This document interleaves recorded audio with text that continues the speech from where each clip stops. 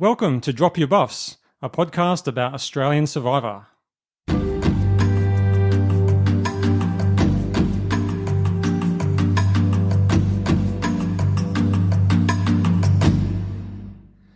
It is the 17th of August, and we're only 4 days away from the Australian Survivor Season 3.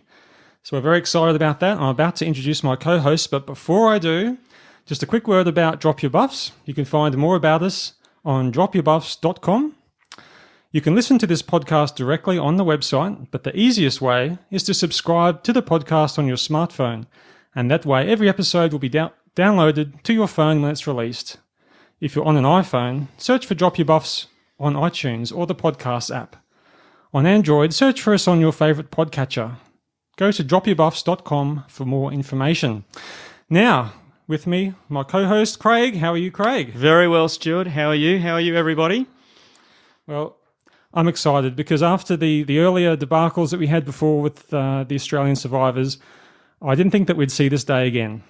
No, I didn't either, Stuart, but hopefully it'll be third time lucky for Australian Survivor. The wonderful show finally arrives down under, and hopefully we're going to do it well. Well, we have a few things to discuss tonight, and we'll be talking about things like the past survivors that have been on TV in Australia, talking about the production details and some details about the survivors themselves in this new series. But before that starts, Craig, what's your survivor history? Where have you come from? What's your background? Well, I do love Survivor. I think I've watched every episode that's ever of the American version that's been broadcast in Australia, except for that one series, Marquesas, I think it was, which we never got to see. Right. But I've seen all the others. Love the show, love the drama, love Jeff. That's a great show. Yeah, no, I'm a big fan as well. Pretty much the same. I've seen pretty much everything, and I'm amazed that now it's after 32 or 33 seasons. I think something like that. I don't know the exact number, but it's getting there. It seems like they're actually getting better. The last couple of seasons have been amongst the best seasons that they've ever made. So it just goes to show that there's life in this dog yet. Totally agree with that.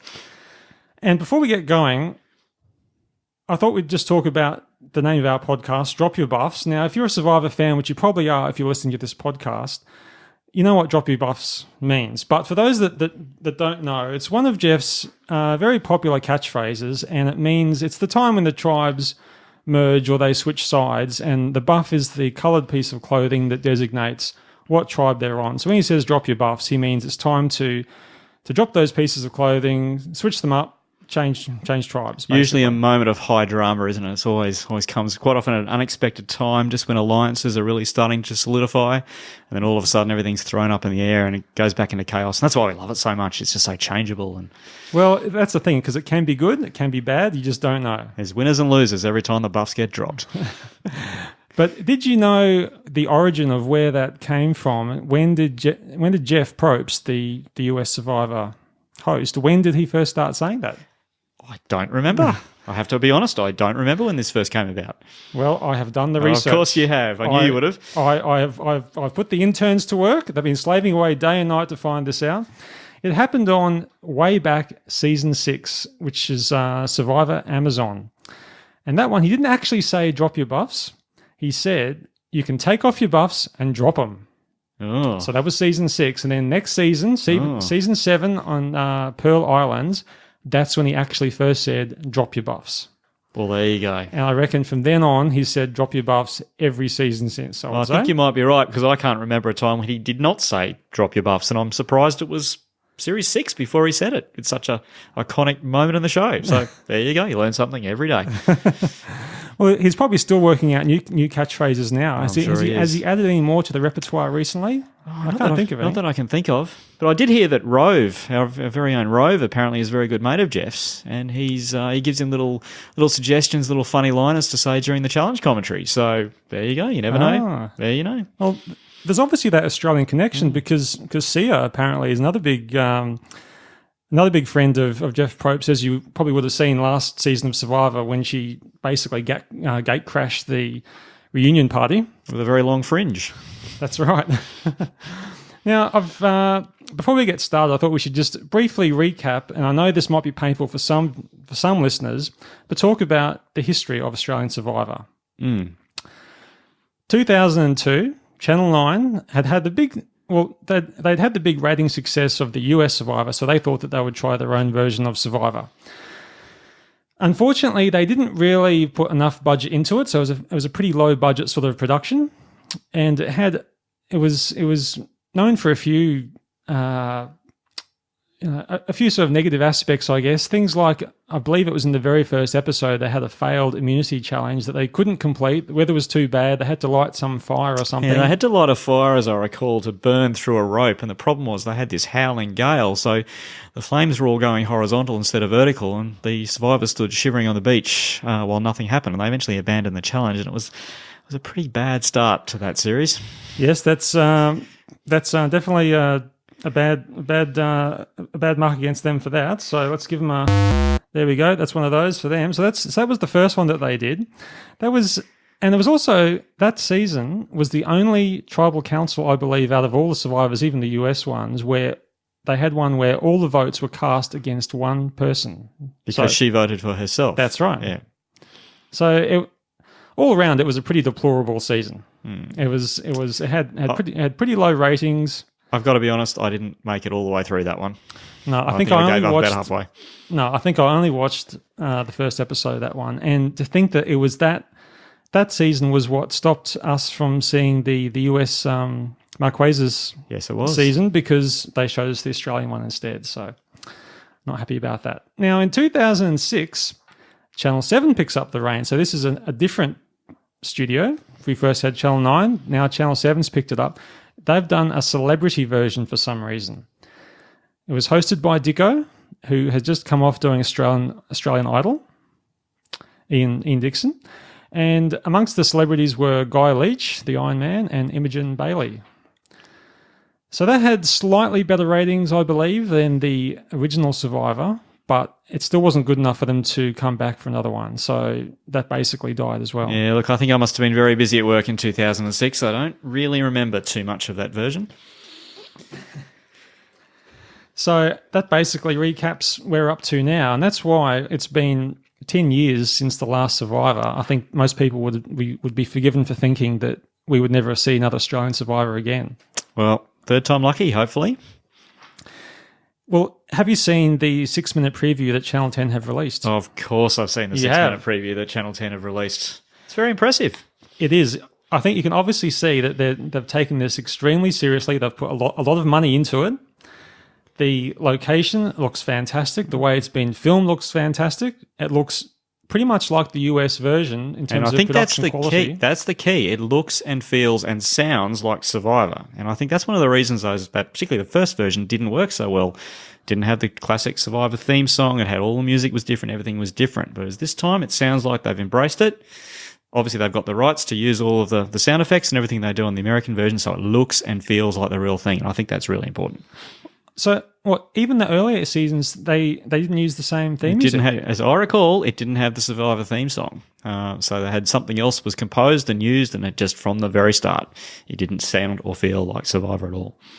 Yes, well, I think that things are looking up for this season anyway, because it does look fantastic. And there was a lot of aerial photography that looked great. There were lots of shots, the way that they film the shots, the same that they do with Jeff Probst, look very similar to the US Survivor. Yeah, that epic shot at the start of the host doing his whole, how many survivors are there, how many days is it, there's one survivor, they did that whole thing. Looks impressive. Well, that brings us to one of my thoughts, and I'm a bit concerned, to be honest, because on the one hand, they have embraced the whole US Survivor. They've got the look and the theme song and all the essential things, but they've changed a few other elements, and I'm not really sure why. So they've got 55 days for this Survivor as opposed to the usual 39. It's a long time, 55 days, isn't it? It is a long time, because if you've seen some of those survivors are looking pretty ragged by the end. Absolutely. And they're suffering physically and mentally. If you go and tack on another 16 days, that's a long time. So I'm not sure where they're going with this, whether they're trying to make a longer season or I'm not sure. Well, look, based on the scheduling that I've seen, it looks like it's going to be on Sundays and Monday nights. And I think to accommodate that many episodes, and they probably worked it out through until the end of the ratings period, just before Christmas, they probably need to have something like 55 days to do 2 episodes a week like that. That's all I can think of as to why they would do that, because it's a tried and tested formula, but they're tinkering with it, so there must be a reason. Yeah, well, the other thing is, of course, they've got 24 survivors, which is a lot more than what they normally have. They normally have around 18 to 20, I think is the usual. It's not always the same on US Survivor, but it's normally 18 to 20. So going to 24, it's already hard when you've got a lot of new people that you're trying to learn their names and learn who they are and their background, what they do for a living and all those sorts of things. We've now got 24, so there's extra people to keep an eye on, and they can only have the camera focused on so many people at a time. Well, there's only a certain amount of time in an episode too to give people, particular survivors give their certain number of minutes that they can be on. So it'll be interesting to see how they deal with that. That's right. I mean, I'm sure that there's going to be some survivors that we've barely got a chance to know, and they already got the boot. That's right. So now, do you think that they're going to have some of the other recent Survivor twists that we've seen in some of the recent US seasons? For instance, I think it was only just the last season where they did it for the first time, where they were hiding immunity idols at the actual challenges themselves. I think that was the first time they did that last season. Yeah, I can't remember that happening previously. I loved that. That just created this whole extra bit of drama in the challenges. I mean, remember there was one where she had to reach down below some sort of platform or something and do it with no one else seeing her doing it, and it was all very stressful. And I stopped worrying. Tense. I stopped worrying about what was happening in the challenge. I was more interested in seeing whether she got the clue or the idol or whatever it was she was trying to get. So, I do hope so. I mean, one of the only certainties about Survivor is that there's always a twist. That's right, because they haven't kept the same format for years and years and years. They do gradually tinker with things. They try things out. If some things don't work, then they get rid of those and they try something. So they're always trying something new. Something else they did for the first time last season was that the very final challenge was one where the winner was able to effectively vote off one of the jury members. Yes, wasn't that that unexpected? And that was a big twist as well. So some of these things, I'm not sure if they're going to implement those in the Australian Survivor. They may well do. I hope they do, but I also hope they've come up with a few new ideas, some uniquely Australian twists that we can enjoy. I have no idea what they'll be, but it's going to be fun finding out. Now, the 24 survivors. Oh gosh, yes. There's quite a few. We have looked through them. I think Craig's been particularly. I've done a little bit of research based only on what's been publicly made available, although I did sort of go to a few other sources to get a few other little bits and pieces about a few of them. So, okay, would you like to take us through what you found? Oh, well, how should we do this? Are we going to go through them one by one? Is that the plan? Yep, let's go.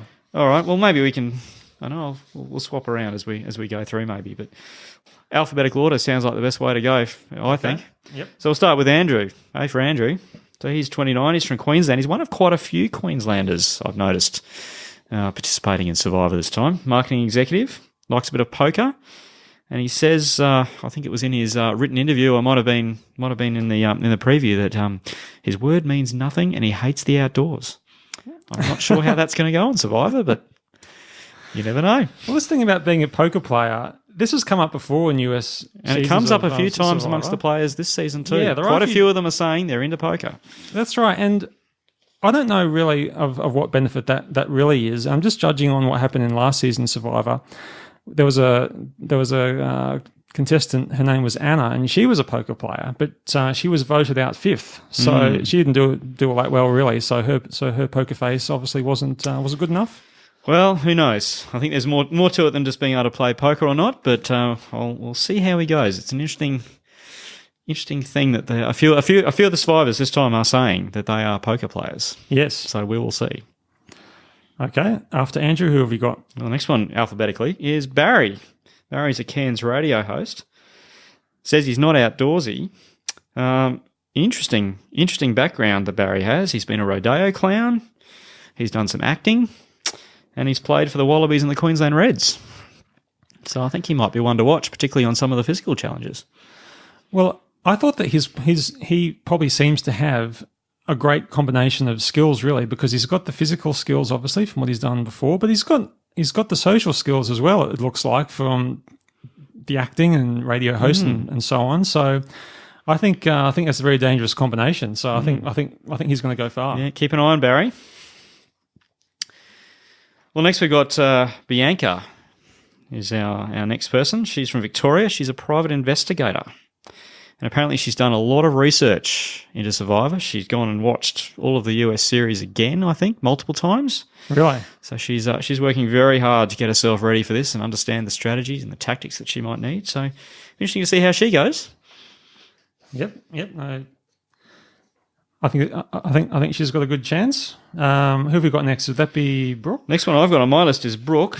So she's yes. a 23-year-old sales executive from Victoria. She says she's not a super fan, and she's really only seen 3 episodes of Survivor, and says she's going to miss chocolate and coffee while she's out there. Yeah, well, both Brooke and Bianca are on the same tribe. They're on Sanapu. I'm not sure how to pronounce that, but apparently all these names, they're all Samoan beaches. Oh, is that right? Okay. The names of the tribes are all Samoan beaches. So. That's appropriate. That's right. So it's often wonder if you're not particularly knowledgeable about Survivor and you haven't seen it, whether that's a hindrance or it might actually be a help because you don't go in with preconceived ideas. And well, it's almost a bit hard to believe that you think that something as big as that, you think that these people would really have seen a bit more of Survivor. Anyway, it'll be interesting to see how Brooke goes. Next one on my list, we've got Connor. Now, he's the youngest one out there at 23. He's a law student. He's done lots of volunteer work and has a future in foreign affairs, I think he's hoping. But he talks about how he says he's a massive Survivor fan. He plays chess, political strategy games, and he's another poker player. So I'm wondering whether he might be the Australian version of Spencer from the American version. That's a good point, actually. He does seem to line up pretty well with Spencer. So good luck to Connor. And we got Craig. Go, Craig. Your namesake? Go, Craig. 32-year-old from Queensland. He's into Pokemon, martial arts, and movies. Pokemon. Do you think you might find some Pokemon Go characters while he's out there?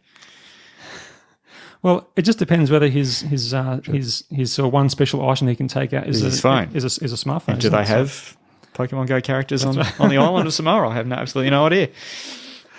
Okay, who we got up next? Is that maybe he should turn that into a quest for immunity idols and clues to immunity idols rather than Pokemon. Anyway, see how he goes.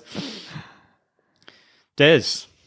Yes, Des. Now, Des features quite prominently in the video preview that we've seen. Yes, he does. It says he's very smart, but in his the written piece about him, he seems to think he might be the villain.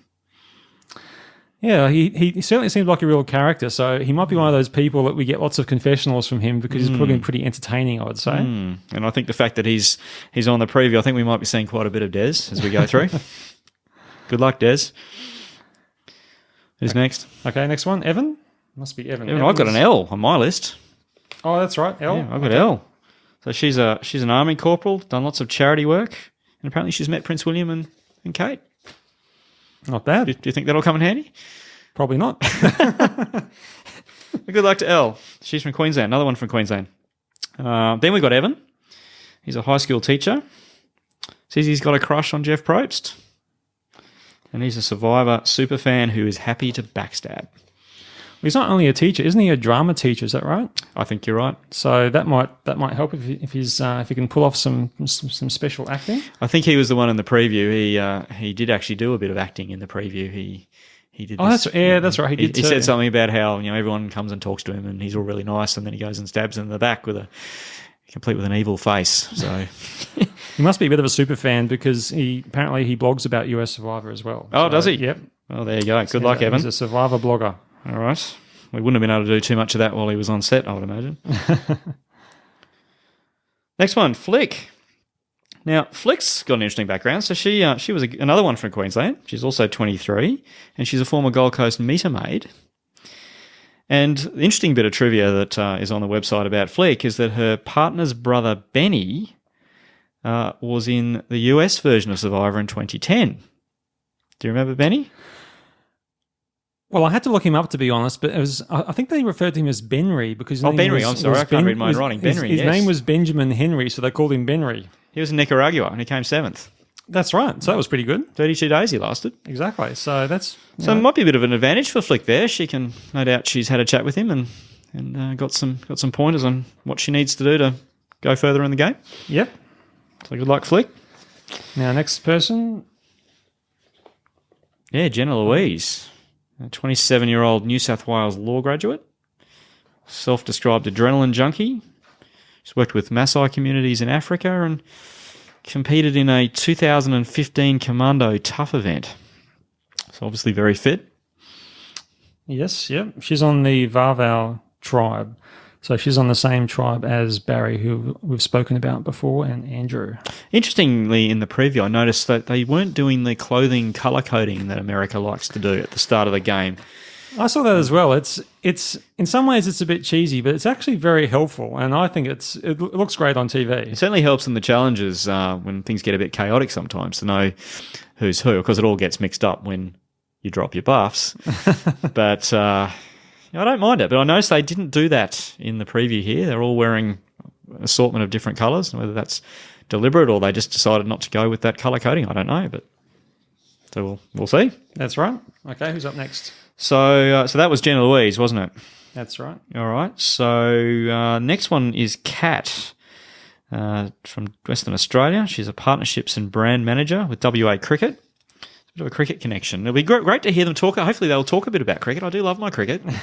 We obviously never hear about cricket on the US version of the show, so hopefully there'll be a bit of cricket played, and we'll get to that in a minute. There's someone who's very involved in cricket in the cast. That's a good point, actually. Are they going to have challenges that have a bit of an Australian theme to it? Because that would be fantastic. That'd be great. A cricket match. A cricket match. A cricket match as a challenge. Wouldn't that be fantastic? Maybe they could have one of those challenges where instead of throwing, you know how they normally have to throw like beanbags at targets, they can throw cricket balls at targets or something like that, and they have to hit bails. Aussie rules footballs. Something like that. I think there's definite potential there to really make it look very Australian. Anyway, sorry, back to Kat. We should go back to Kat. She says she's very girly, and she thinks she'll be a bit like Natalie from season 29 in the US. Which one was Natalie again? I think I can vaguely remember her. I think. There's so many seasons. It's hard to keep track. I think there's almost 500 Survivor contestants in history. It must be that sort of number. Anyway, she thinks she'll be like Natalie from season 29. So we'll have to wait and see about that. Who's next? Kate from WA. She's 28, financial analyst, does triathlons and yoga. It sounds like she had a fairly nasty boating accident when she was 19. And says she doesn't think before speaking. That quite often doesn't go well on Survivor. No, it doesn't. No, that's particularly not at Tribal Council. No, hopefully she can, she can mend her ways and in time for this season. All right. And then we got Christy, 24-year-old account executive for New South Wales, and she's done some pretty extreme measures to get herself ready for the show. Apparently, she did not wash her hair for 6 weeks before going on the show. She says she is candid, confident, and kooky, and she's watched Survivor way back since Series 1. I read as well that she was saying that she's been doing, in preparation, some yoga and meditation as well. And, I thought that's actually a pretty good thing. Like, I know that they usually focus on things like, strength-related exercises and swimming and things like that, but Survivor's a very stressful sort of environment. So doing yoga and so on, I think that's actually a very good idea. Keeping calm and keeping fit. So good luck to Christy.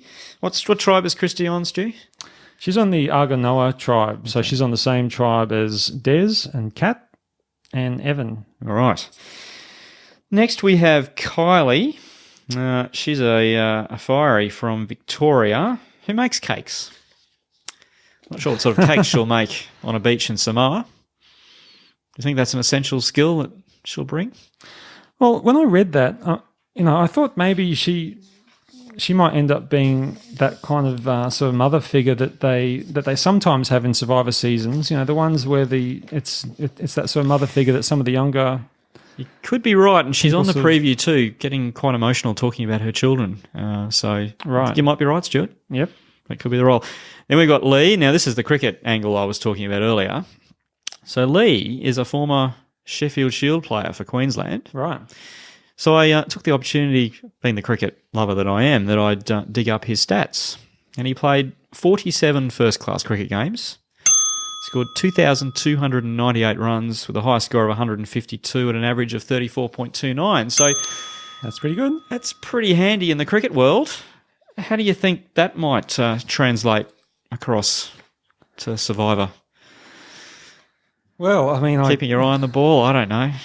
exactly. Well, certainly having hand-eye coordination is often a useful thing. But if you're doing one of those crazy food challenges, cricket is probably not going to help you. Not at all.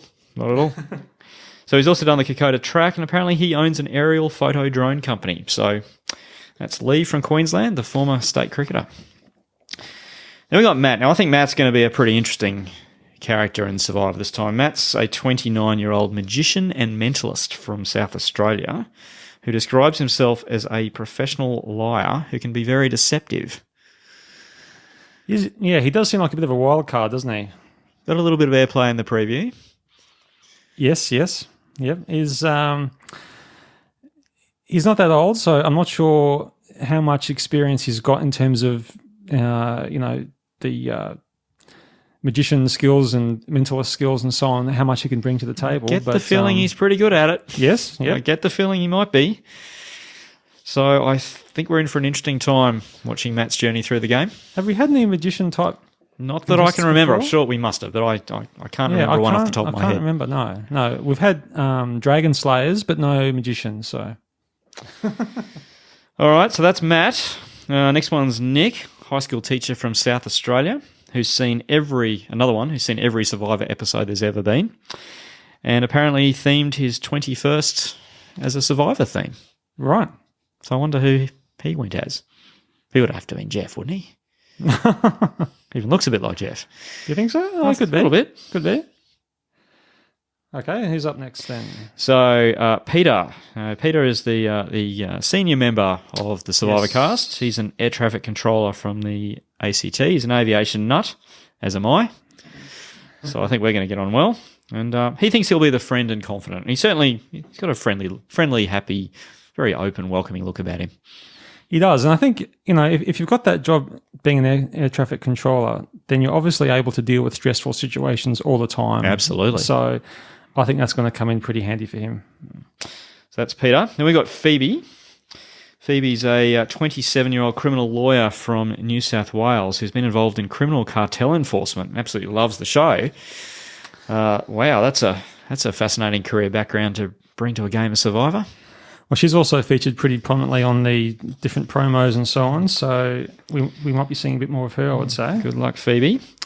I assume it's Rowan. Rowan, 28-year-old model from Victoria. Very smart guy. He's got degrees in commerce and science, and he's travelled to 36 countries. I wonder if Samoa makes it 37 or if he'd already been there. That's a good point. So good luck to Rowan from Victoria. Then we got Sam. He's a 28-year-old charity CEO from New South Wales. He founded a suicide prevention charity, but has not seen an entire episode of Survivor, according to his bio. And I just wonder if that's a good or a bad thing for him. To be honest, I think that's a bad thing because, there's been so many seasons of Survivor now. There's that whole weight of information of different situations and what's happened, what hasn't happened. But he might just be able to bring some completely different perspective of the game that no one's ever thought of before, and it might just work in his favour. Well, if he can just connect to people in a honest sort of a way, then that could take him pretty far. All right, so that's Sam from New South Wales. Then we've got Sue. Sue, the former customs official. She's a personal trainer from Western Australia. Do you think she and what was our air traffic controller's name? Do you think she and Peter might form a little alliance, as quite often happens amongst the more senior members of the Survivor cast? Yeah, well, but there don't seem to be too many older people really in this season, and I think earlier seasons of Survivor probably had a more even spread, but I think over time they have skewed more towards the younger generation, haven't they? So it does make it pretty tough because often those people are the older people are sort of naturally ostracized, not in so much in a nasty way, but they just don't click with the younger. But some of them have had great success, and most recently we've seen someone like Keith in the American version who did really well in the last series. That's right. Yeah. So I think where they bring a lot of life experience to the show, and it quite often works out all right for them. That's right.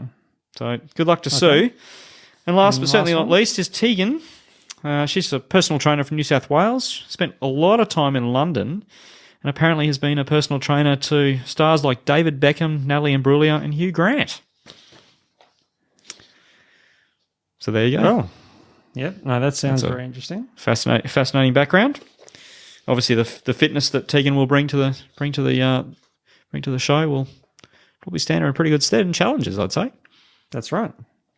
So that's the cast. Well, that's right. That covers the 24 contestants. Hopefully, we won't have any Medivacs this season. Absolutely. That was a little bit traumatic last time, wasn't it? Last season, seemed to be a helicopter coming in every other episode. No, so hopefully they'll all get through unscathed. Now, we haven't spoken about the host yet, so I thought we should quickly speak about the host, because the host is a very integral part of Survivor, and Jeff Probst, the host of the US Survivor, he really has made Survivor. He is Mr. Survivor, and he's been such an important part of the show. If he was ever to leave, I'm not sure that the show could continue on without him. So to get someone for the Australian Survivor host role was no mean feat. Now they've chosen Jonathan LaPaglia. What do you know about Jonathan, Craig? Well, I know a little bit about Jonathan, and he was most recently on Australian screens in the ABC series The Slap, which was on a few years ago. Played a very key role in that series, right? And was great. But have you noticed, Stuart, that they've picked someone with exactly the same initials as Jeff Probst? Well, I know when we were sort of talking about how to refer to him, because his name is a bit long to keep saying all the time. So we thought, well, why don't we just call him JLP, because that seems a bit easier, and that's what other people online are calling him, JLP. And that's when I discovered that Jeff Probst's middle initial is L. Yes. He's also JLP. Do you think this is a happy coincidence, or have they done this deliberately? Look, it is pretty strange. I'm not sure whether we've seen them both in the same room together or not, but because they do. They do look a little bit alike. A little bit, and apparently JLP, the Aussie JLP, has a direct hotline to Jeff Probst back in the US. And I notice he also lives in Santa Monica when he's not doing Survivor. So he lives in Los Angeles. So, well, actually, when I was watching that 6 minute promo, you know who JLP reminded me of? No, who? He actually looked a little bit like Brian Brown. Brian Brown back in his heyday. Back in his younger days. Yeah. Back in his heyday, because I'm not seeing it. Because he's kind of tall, a bit sort of lanky, and anyway that. No, I'm not seeing that, Stu, at all. That was the vibe that I got. So. Look, he certainly looks the part. He's had his epic shot standing there on the rocks, introducing the show. I'm happy with the choice. I think he's good. And he's got a slight American twang in his accent as well, so he kind of feels a bit like what we're used to, doesn't it? It is a bit. It's a kind of a sort of cosmopolitan, we're not quite sure where he comes from, sort of accent, and I think it fits in well. Yep. So good luck to JLP. I'm sure he's going to be good. I don't have much more to say, Craig. How about you? No, not at this stage. I think we now need to get into it and sort of see what happens on Sunday night, and really looking forward to Sunday night and seeing how it all goes and how the tribes arrange themselves and what some of the first challenges are like, and starting to see some of those dynamics and who's starting to form alliances with who and all those sorts of things you need to know. The first episode, don't know about you, but I always find the first episode a little bit tricky because you don't know the people. That's right. You don't know who they are, and it gets a bit confusing sometimes. So we'll get through that, and we'll see where we're at. But very exciting. Well, with our future episodes, what we plan to do is do a bit of an episode recap, just to sort of unpack the episode and take us through it and so on, and then we'll probably share our favourite moments of that particular episode. And, it might be a quote that someone said or something that someone did.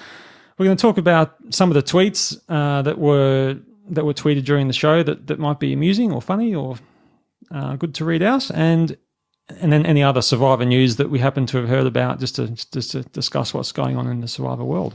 It's going to be fun. Looking forward to it. That's right. Well, that's the end of this show. Thanks for joining us. Thanks for making it all the way to the end. You can follow us on Facebook and Twitter.